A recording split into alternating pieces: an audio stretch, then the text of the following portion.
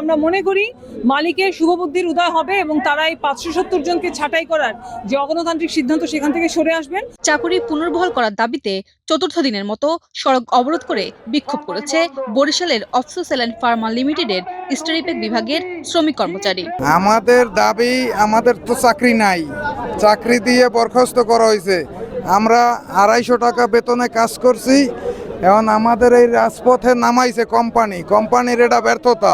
গত 28 অক্টোবর প্রত্যেক শ্রমিককে ডাকযোগে তাদের চাকরি থেকে অবসানের নোটিশ দেওয়া হয়।